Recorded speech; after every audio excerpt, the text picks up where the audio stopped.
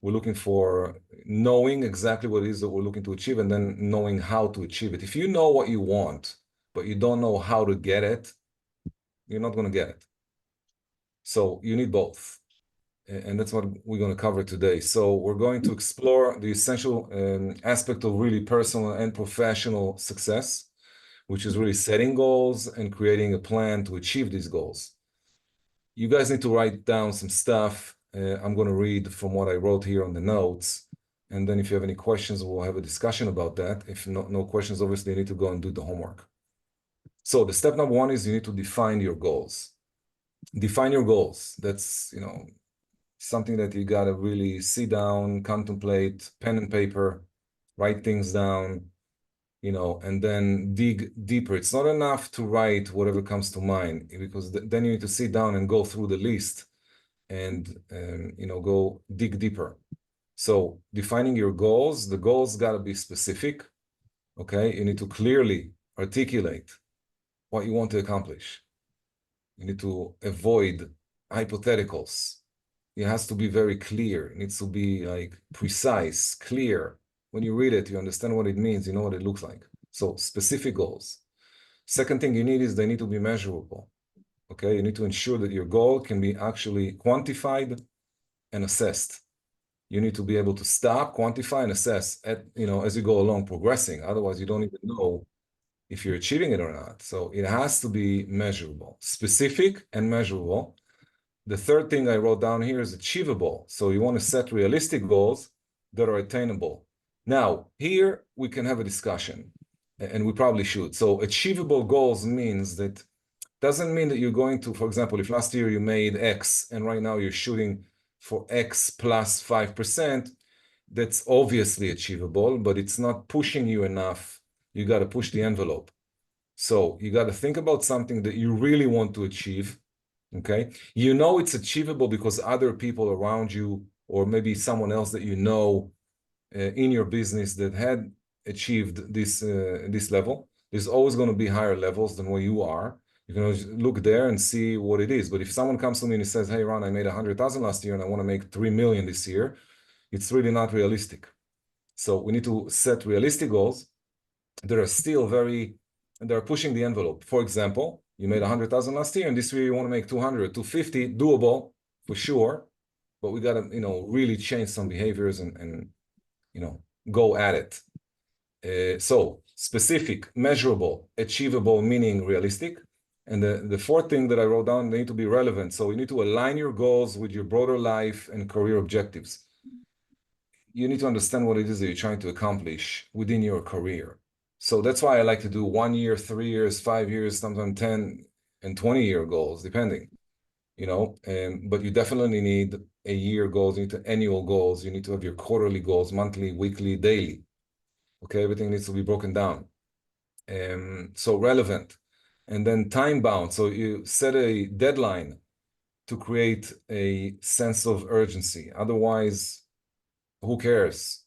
You're setting a goal, and then 3 years from now we have a chat, and you still did not achieve the goal you've set for 3 years ago. Time bound is really accountability. So you're plugging into writing goals, accountability in the subject of writing goals. So step number one to setting and achieving goals is obviously defining the goals. The goals need to be specific, measurable, achievable, relevant, and time bound. For example, instead of saying, I want to be healthier, okay, which is a very broad statement, you want to say, I want to lose 10 pounds in the next 3 months by exercising 3 times a week and following a balanced diet that includes the following diet, and you're including diet in a statement. That is a measurable, achievable, relevant, time-bound, and specific. Okay, so when you write things down, you got to make sure that you write them down the way that you should. Step number 2, after you define your goals, you want to break down your goals, okay, into smaller pieces so it's more understandable, it's more chewable, it's more doable, and you can actually attach and align an action plan. So once you have the clear goals that you wrote down, you want to break it down into smaller pieces, manageable tasks. This makes the goal less overwhelming, okay? And it actually provides you a clear roadmap. So if you want to know exactly what it is that you wish to achieve, you write it down, and then you start writing down the map of how you're going to actually get there. Okay, getting there is what needs to be done. It's the action, what you actually need to do in order to achieve the goal that you put in front of you. For instance, if your goal is to write a book in a year, you want to break it down into monthly word counts target, okay? Weekly writing sessions and daily writing goals. So if you're doing, for example, if you're a realtor and you say, I want to get 24 listings this year, okay, 24 listings will put you on getting at least 2 listings every month, okay? Every month you need 2 listings. And if you do that every single month, then you reach your goal. So your yearly goal is 24 listings, and then your monthly is 2 listings. And then you need to have your weekly goal. So weekly goal is like, I need to get half a listing. So you should say, okay, every 2 weeks I need a listing. And then what it takes to get to a listing appointment, because if you don't have appointments, you're not going to get. And then you start getting into the plan, breaking it down and making it more chewable, measurable, and more precise, so that when you wake up in the morning, you know exactly what needs to be done. And if you're not doing it, you already know you're not achieving your goals. And then your schedule need to be attached directly to all these different activities. So the second step is breaking down your goals. And then the third step is creating a detailed plan. Okay, we're talking about, with your goals and your task outline that you just wrote down, it's time for you to develop and have an action plan. Okay, the action plan should include the following things. You need a timeline. So you want to assign specific deadlines to each task. Okay, I'm going to do this every day. I'm going to prospect. Okay, great. How long is it going to take you to make the amount of contacts that you need to make in order for you to get the listing appointments that you need to have? In order to book the appointments, go on the appointments, actually do the listing presentation, and then maybe in your listing presentation, you're taking 3 to 1. So you need to do 3 listing presentations to get 1 listing. Is that the case? Great. So now you know how many appointments you need every 2 weeks in order to get the listing. So if you need the listing every 2 weeks, you need 3 listing appointments every 2 weeks. And then you keep narrow this thing down, and you break it into a daily schedule that would reflect your behavior and what needs to be done. So timeline, and then resources. You want to identify what you need to accomplish each task, okay? What you need to do, whatever it is, information, support from others, coaching, skill building, role playing, whatever you need to do, you need to plug into these resources to make sure that you can actually get it done. Okay, another resource can be buying leads, or having some sort of a subscription to a lead generation system, CRM, all these different things. And then milestones. You want to establish key milestones to track your progress. How do you know if you're progressing? How do you know if you're on track? How do you know if you're going to achieve the goal based on what's happening on the daily? So remember, you have an annual, you have like a 5-year, 3-year, 1 year, and then monthly, quarterly. Obviously, every quarter you want to stop for a second, look at what happened. Am I ahead of schedule, behind schedule? By the way, I do this on one-on-one with everybody. Every quarter, we're looking at what's going on. And then if we fall behind, depending on the percentage of how much you're falling behind, we can then readjust and realign. And sometimes we have to change the goal. If someone said, I want to make 250, and at the end of the first quarter, they only achieved 30,000 from the 250, obviously you can tell they're not going to make it. They'll make about half. There's got to be some adjustments, or they need to prospect more. They need to spend more time doing lead generation. They need to do, so a lot of different things need to change in the behavior. And that's why it's important to look at the milestones. Every 2 weeks, I need to have a listing. Okay, great. 2 weeks have passed. How many listing appointments did you have? Oh, I only had 1. Okay, did you take the listing? No. Okay, so we're not on track. You need to have 6 listing appointments every month to get 2 listings based on a 3-to-1 ratio. And again, everybody has their own ratio. 3 steps. Step number 4, you want to stay accountable and review your progress, which is what I just spoke about. Without accountability, you're not going to make it. Can you be self-accountable? No. Why? Because no one that I know is. You can't hold yourself accountable. Accountability is something you do with someone else. Should it be done with a coach? Yes, it should. Can you afford coaching? I don't know. It depends which coach you're going to hire and what's including in the program, etc. You can also hire someone, to hold you accountable to do certain things every day, and then you need to You can actually use the system. You can use your spouse. You can use a friend. You can use a colleague in the business. You can use someone else who's holding you accountable, but it cannot be you. Example, if you said you're going to get up at 5 a.m. this morning and you haven't, what's the problem there? Nobody's holding you accountable. If you text me at 5 a.m., I'm up, I know you're up. By 5:05, if you're not texting me, I'm texting you. And then if I text you at 5:05 and you're not answering, and I text you again at 5:15 and you're not answering, then we need to have a phone call. Because or you drop from the program because you're not accountable, okay? You're not coachable. You're not willing to do what it takes, what you said you need to do in order to achieve the goals you set for yourself, then the accountability is not working. Something is not working. So you need to lose something. So, okay, you're going to write some checks, maybe $250 each check. You're writing 10 checks for $250. You give it to someone that you trust. You need to trust them to cash your check, not to trust them, not to cash your check. You need to trust that they will cash your check if you're falling behind. You give 2 checks of $250, it's $2,500 you're putting on the table, saying, I'm willing to be held accountable. Okay, one example that you can do. And then every time you fall behind, you lose $250. You can even say, okay, look, the $250 is going to go to a charity of my choice. Not a problem, as long as it's coming out of your bank account. You're paying $250 every time you're not getting up at 5 o'clock in the morning. And then you do the same for other goals that you've set. For example, I need to speak with 30 people every day. I spoke with 29, $250. Okay, tomorrow I speak with 29 or 25 or less than 30, $250. And you do that every month. And then look at what's happening to you. Because if you're going to hold yourself accountable and you will do everything that's on the plan, you will also succeed in your business. If you succeed in your business, you're making money. So who cares about the $250? You see, it's a cycle. You care about the $250 because you don't have it, because you're not doing what you're supposed to be doing. But if you do what you're supposed to be doing, and let's say from the 10 checks that you gave for the $250, you only got 3 of them cashed, and that caused you to wake up every morning at 5 and prospect and do your 30 contacts and get your listing presentation and maybe you got 3-4 listings that month. Because you lost $750, you got 3 listings. That will pay you a lot more than the $750 you lost. So if you're looking at it, it's not really a loss, it's an investment. And that's what you guys need to do when plugging into accountability. It's not enough to say to your best friend, hey, make sure that I get up every morning at 5, I'm going to text you. And then you don't text them and they don't care. And then the following day you don't text them, they don't care. And then after that, it's all gone. There is no more accountability. That's not accountability.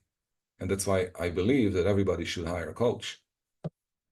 So step number 4 is stay accountable and review your progress. Accountability is crucial in achieving your goals. Okay, regularly review of your progress, daily, weekly, monthly, quarterly, etc. So I broke it down into 3 pieces. Track your progress. Use tools like journals, spreadsheets, apps, etc. to keep track of everything you're doing every day. Okay? Number tracker. What do you need to do? You got like 15 important tasks every day. Okay, great. Put them on a spreadsheet and then start recording what's happening. Okay, Ron, I need to do 30 contacts every day. Okay, is that on a spreadsheet? Yes. How much did you do yesterday? I did 13. Okay, you're supposed to do 30. If you do 13, then tomorrow, instead of doing 30, you got to do 30 plus 17. So now you got to do 47. If that day you only need 30, now the following day you need to do 47. You got to complete the 17, otherwise you're falling behind your business planning. You want to seek support. You want to share your goals with a friend, a mentor, etc. We spoke about that, and then adjust as needed. Adjusting as needed, meaning that if you're not doing your homework and you're not doing what you said that you should do based on what you said you want to accomplish, then you're not going to accomplish. It's so simple. You need to know the math behind your business. For example, if you own you're flipping real estate, you buy and sell real estate, and you got to find 5 flips this year, 5 flips, and on each one you're doing 50K, okay? $250,000. That's your income goal. You got to find 5 homes, renovate them, sell them, and make 50 each time you do that. Great. That's going to make you 250. Now, how do you find five deals? How many door knocking do you need to do? How many flyers do you got to give? How many times do you need to send out mail? How many people do you need to contact? How many people do you need to have a discussion with? How many times you got to meet with a seller? So we need to know all these numbers. And we sit down, we go over all your numbers of what you accomplished in the past. Now, the big challenge is with a new licensee realtor that wants to, start and they don't have any idea, their level, the skill levels and how long it takes them to actually get an appointment. We need to figure out what other skills they have, personality, style, this profile, all these different things that we got to do. And then we understand the personality, we understand what the person is capable of doing. And then we start going. So, okay, go make 10 contacts every day, minimum 10 contacts every day for 7 days. You come back, great, you did the 10 contacts, awesome. Go to 20 contacts every day. Then go to 30 contacts because you don't want to, look, it doesn't matter what kind of business you're in, as long as it's a sales business, real estate, even in real estate investment, buying and flipping. I'm not saying investing long-term, buy a hold. I'm not talking about that. I'm talking about people who actually need to do a deal to earn a living, to put food on the table. So you guys need to understand the ratios of what it takes. What is it? 3 to 1, 10 to 1, 20 to 1. We need to understand. Once we know it, we can build an accurate business plan and hold you accountable to do the minimum things. Now, if you're a beginner, I can tell you what the standards are. For example, if you want to get 20 listings a year, then you need to make 20 contacts 6 days a week, every single day. And I'm not talking about calling the same 20 people every day. I'm talking about calling 20 new people every day, 6 days a week. And you're going to get yourself 20 listings. Now, we also at the same time need to improve your listing presentation skills, communication skills, what you do when you're calling people, what you say over the phone, scripts and dialogues, role-playing, memorizing, internalizing scripts. I mean, there's a lot of work. So if someone comes to me and already been doing 3 years of real estate, and they say, hey, last year I closed 20 transactions, I want to go to 45. Okay, let's look at the skills and let's look at the numbers and how you're getting your listings, etc. And then based on that, we can start building on top of it, and get you to where you need to be. But the first thing is you got to write your goals down. And remember that the goals, they have to be specific, measurable, achievable, relevant, time-bound, and realistic. If the goal is not realistic, you're not going to go anywhere. And I'll tell you right from the get-go, like if someone met me right now and he said, Ran, I'm out of college and don't have any experience whatsoever. I hate the phone. I don't like bothering people. And I want to make $250,000 this year from listing and selling real estate. So my answer to someone like that would be, you need to do a lot of work and you're not going to like any of it because based on what you just told me, you shouldn't be in this business. If you hate contacting people and you hate calling people, I don't think this is the business for you. You might be able to become like a buyer agent on someone's team, plug into an existing structure, but you're not going to be the listing agent standalone doing 250 a year with hating calling people.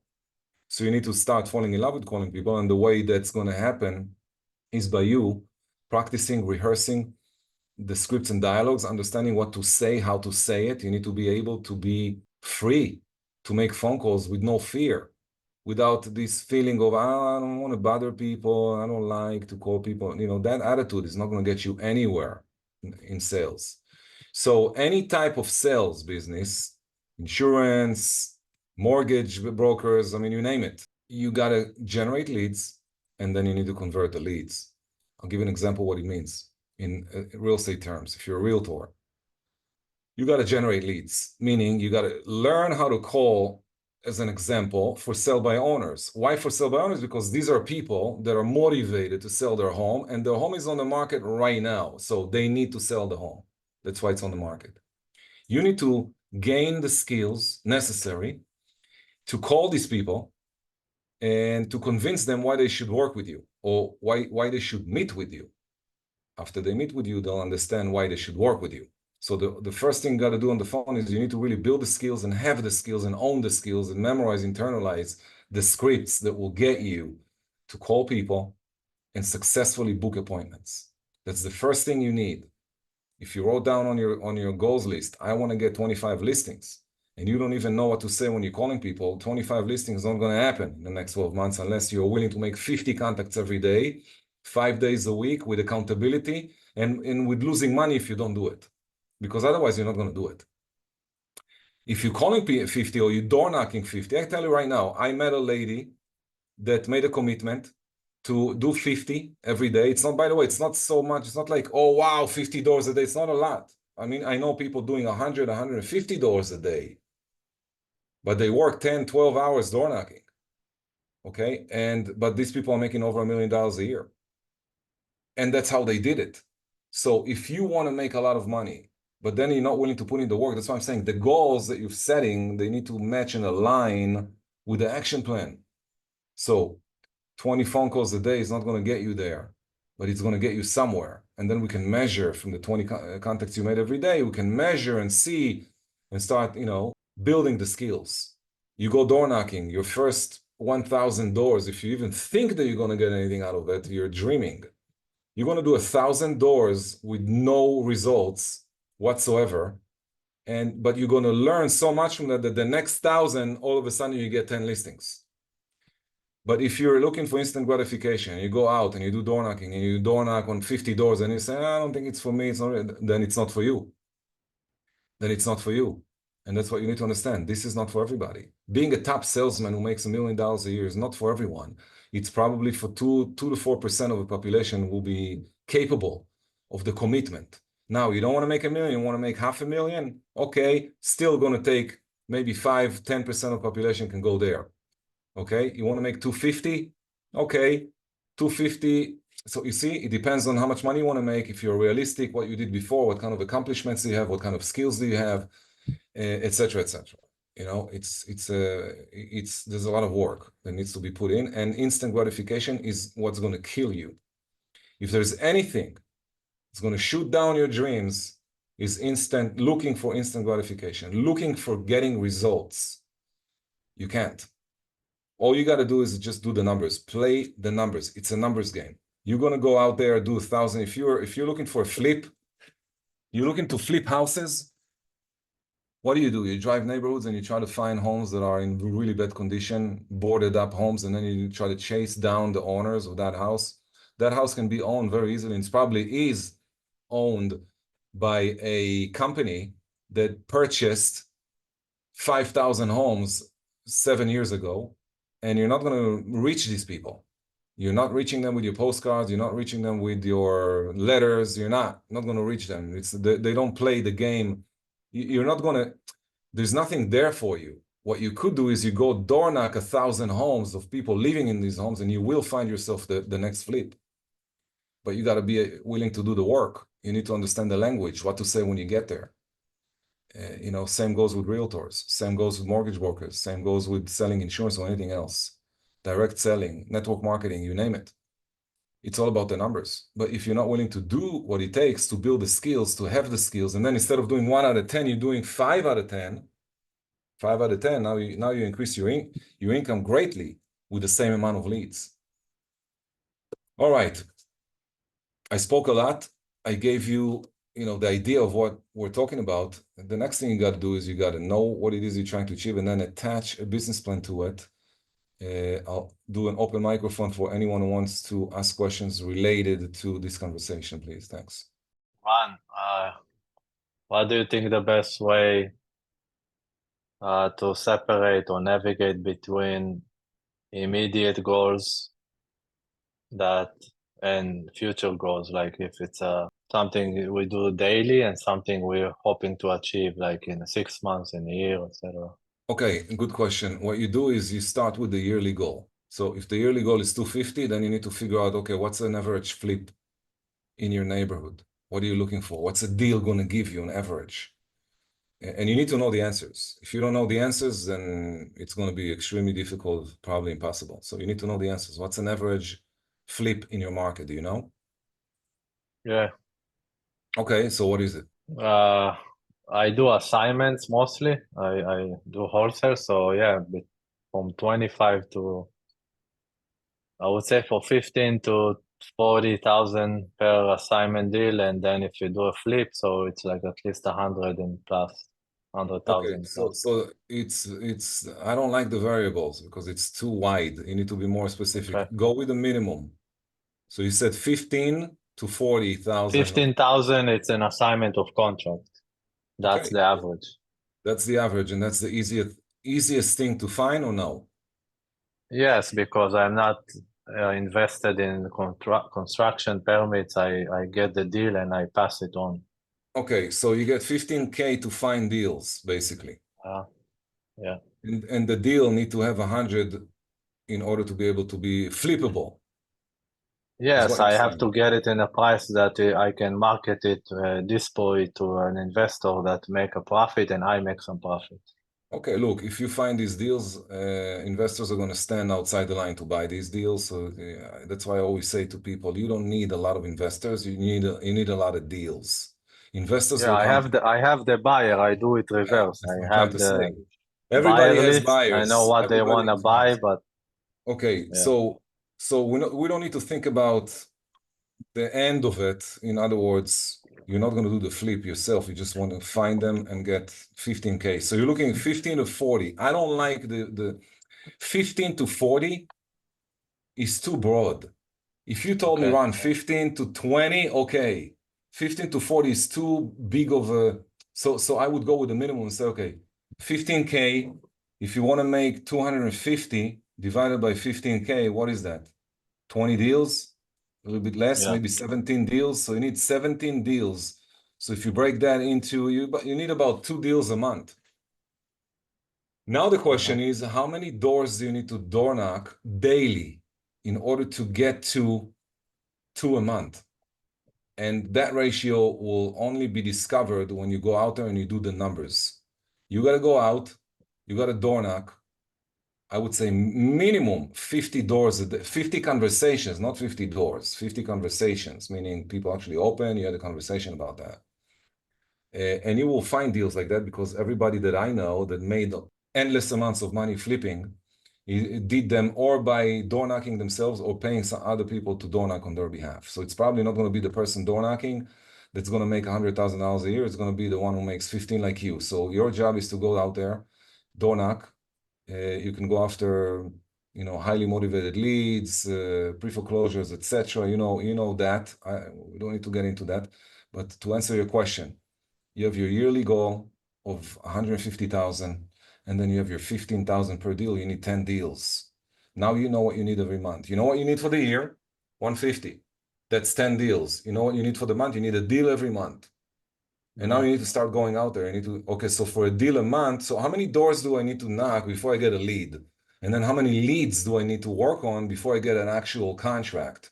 Maybe it's one out of three, maybe it's one out of five, conversations. So now you break it down and you know the exact number you need, and now you know what needs to be done daily.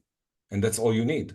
And you don't even want to focus. Look, when you have the numbers down to a daily, all you want to focus is the daily numbers. You don't want to focus on, did I get my 15 or I didn't get my 15, and count your money every day, counting your money, counting your money. Don't do that. What you should count is how many doors did you do? Yeah. How many conversations did you have?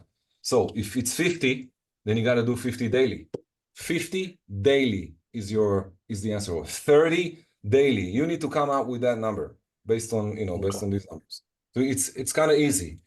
You take your yearly number and then you break that into monthly, but it's not always the same because you got some months that are slower and some holidays and some, all kinds of different things that will show up. So at the end of the day, we all work between 9 and 10 months in a year. So take 10, okay? And if you want to make 150, divide by 10, you need 15,000. That's a deal every month. Now you know, okay, I need a deal every month. How long, how many doors, how many conversations do I need to get this one deal? Maybe it's 500 doors. Great. So I put 500 as a goal, okay? Or 1,000, maybe it's 1,000. To me, it sounds more like that. So if it's 1,000 doors that I got to do every 30 days, then how many doors do I need to do every day? About 40, 50, actually. So I'm going to go out there and I'm going to do 50 doors every day. 50 doors a day, 20 days in a month is 1,000 doors. I did my 1,000 doors. I'm not thinking about anything other than this. I'm not going to think about the 15 because, by the way, you will make a lot more than 15,000 if you do 1,000 doors in a month. Okay? You will. because you'll come across a bigger deal than 15,000, and you're going to come across someone else who wants in 3 months, and then all of a sudden she's calling her sister, who is calling the daughter of the neighbor next door, and then all of a sudden they call the lady that just, and before you know it, you got like 3 deals laid out. And that's what it takes. It's going to take sneakers and getting in shape and walking a lot and drinking a lot of water and looking professional when you do that. So you might want to take a couple of shirts with you and change shirts as you go along and do what needs to be done. By the end of the day, it's going to come down to what do I need to do daily and how many contacts I got to do every single day. And you got to be willing to pay the price. What's the price? The daily. And stop and disconnect emotionally, completely disconnect emotionally from the actual goal and don't seek it. This is what we call instant gratification. You don't want that. If you focus on doing your 50 doors, then there is no instant gratification because you're not thinking about the results. You're thinking about the 50. What I got to do that depends on me. Okay? If I know that my commitment is 50 contacts a day, 5 days a week, and I know where I need to go in order to get my 50, then all that's left for me to do is the 50, and there's nothing else. And that's where it all ends, with the 50. If you're a realtor and you want to get listings, how many doors do you need? It's the same game. Okay, it's the same game, guys. Okay, good question. Thank you. Ron, is our homework to come up with our plan?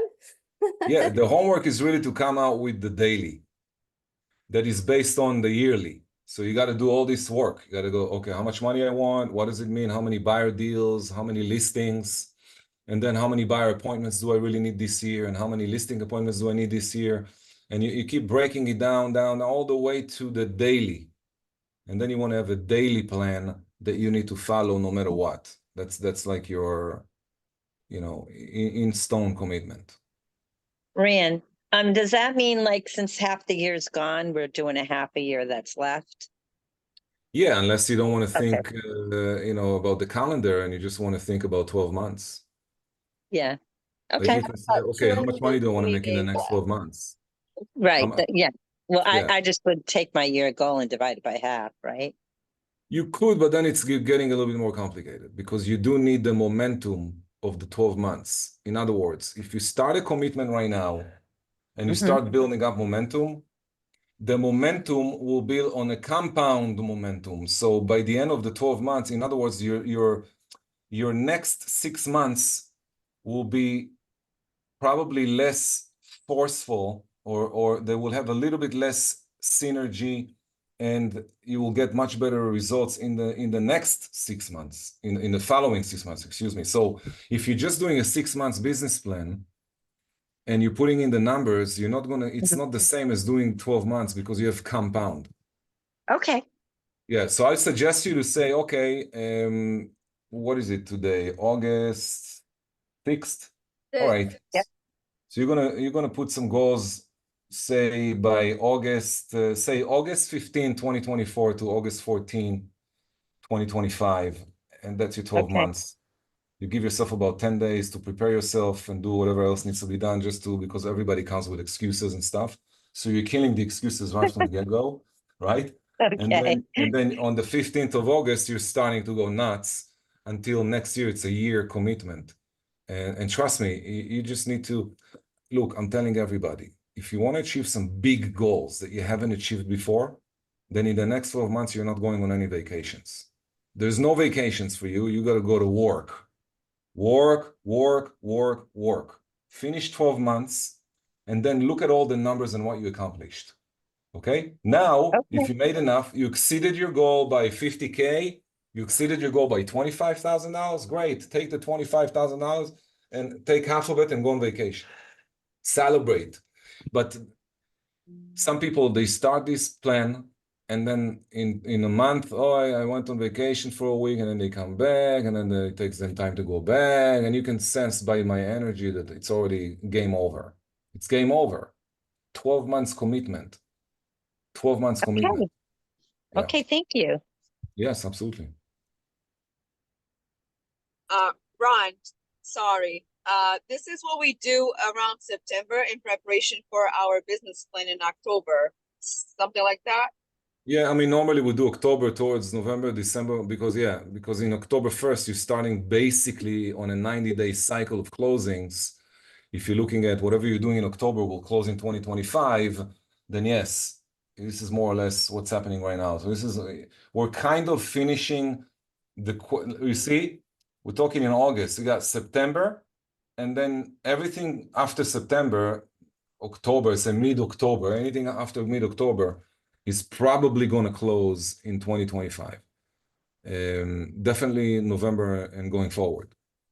So yeah, this is what we normally do every year. You should have yours by now. But look, if you had the year that you've had with all the stuff that came at you and you want to relaunch, this is a relaunch moment right now. If you want to relaunch your business, you don't need to think January 1 to December 31st. That's for the IRS to think about.